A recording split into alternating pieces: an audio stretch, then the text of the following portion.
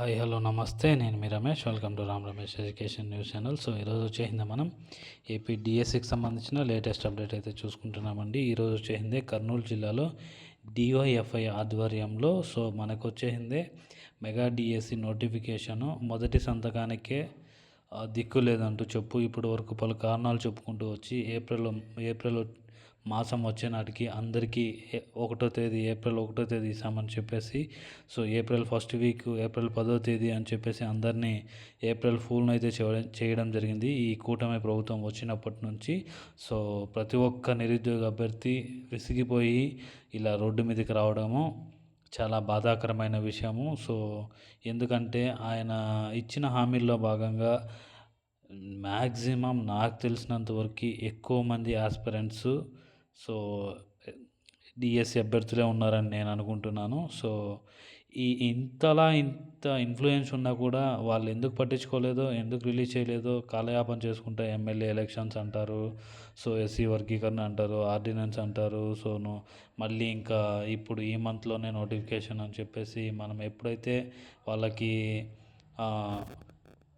DYFI వాళ్ళు 10వ తేదీ ధర్నా చేస్తాము అని చెప్పారు కదా. సో అప్పటి నుంచి వీళ్ళు చెప్పుకుంటూ వస్తున్నారు. సో ఈసారి మేము ఈ వారంలోనే మెగా డిఎస్సి నోటిఫికేషన్ అని చెప్పుకుంటూ రావడం జరిగింది. సో ఇంతవరకు నోటిఫికేషన్ అయితే రావట్లేదు అనమాట. సో ఎప్పుడు వస్తుంది అనే దాని గురించి కూడా ఒక క్లారిటీ లేదు. అలాగే రోడ్ మ్యాప్ను వెంటనే ప్రకటించాలని చెప్పేసి 3 గంటల సేపు మన నిరుద్యోగ అభ్యర్థులందరూ కూడా కర్నూలు జిల్లాలోనే కలెక్టర్ ఆఫీస్ వద్ద బైఠాయించడం జరిగింది. సో ఇంత తీవ్రమైన ఎండలో కూడా 45 degrees 50 degrees నియర్ బై ఎండ కాసాన కూడా ఆ ఎండను సైతం లెక్క చేయకుండా డిఎస్ అభ్యర్థులందరూ కూడా ఏకదాటిపైకి వచ్చి ఇలా ధర్నాను గవర్నమెంట్కి మన బాధను తెలియచేసుకున్నందుకు చాలా సంతోషంగా ఉంది ఇంత క్రౌడ్ను చూసా అంటే.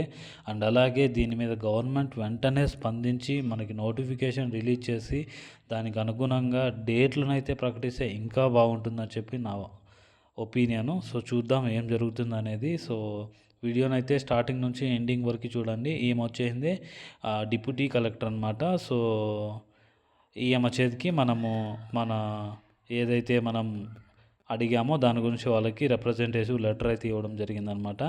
అండ్ అలాగే చూడండి ఇక్కడ అసలు లోపలికైతే రానియట్లేదు, చాలామంది బైఠాయించడం జరిగింది. చాలామంది పోలీసు వాళ్ళు కూడా రావడం జరిగింది. దాదాపు అంటే 3 గంటల సేపు అభ్యర్థులందరూ కూడా అక్కడ నిల్చుకొని చాలా ఇబ్బంది పడి సో ఏదైతేనేమి ఇది గవర్నమెంట్కి చేరాలి, దీని మీద ఏదో ఒక యాక్షన్ తీసుకోవాలని నేను కూడా కోరుకుంటున్నాను. సో మీకోసం అక్కడ అభ్యర్థులు ధర్నా చేసిన ఒక 2-3 వీడియోలు ఉన్నాయి, అవి కూడా మీకోసం నేను ప్లే చేశాను. ఒకసారి మీరు కూడా చూడండి. రేపు పొద్దున్నే ఇంకా మనకి అఫీషియల్ అనౌన్స్మెంట్ ఏమీ రాలేదంటే ప్రతి ఒక్కరు కూడా ఇలా చూసుకొని ఇలా అందరిలాగా మనం కూడా ముందుకు వెళ్ళాలి అనే ఒక ఉద్దేశంతో ముందుకు బయలుదేరాలని నేను కోరుకుంటున్నాను. సో మీకోసం ఆ వీడియోలు కూడా నేను ప్లే చేస్తున్నాను, ఒకసారి చూడండి. సో అలాగే ఎప్పటికప్పుడు ఏపీ డిఎస్సి నోటిఫికేషన్కి సంబంధించిన లేటెస్ట్ అప్డేట్స్ మన యూట్యూబ్ ఛానల్లో చూడాలనుకుంటే మన ఛానల్ని వెంటనే సబ్స్క్రైబ్ చేసుకోండి.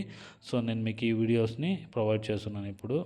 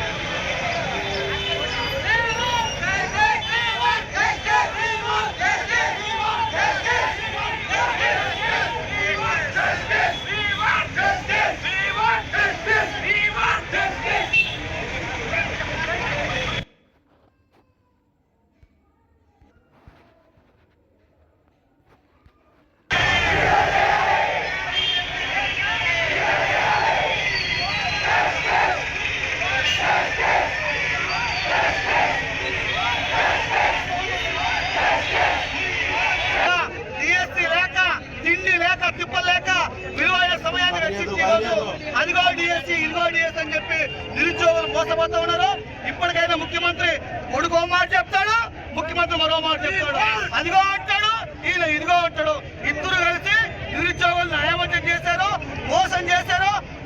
అన్నారు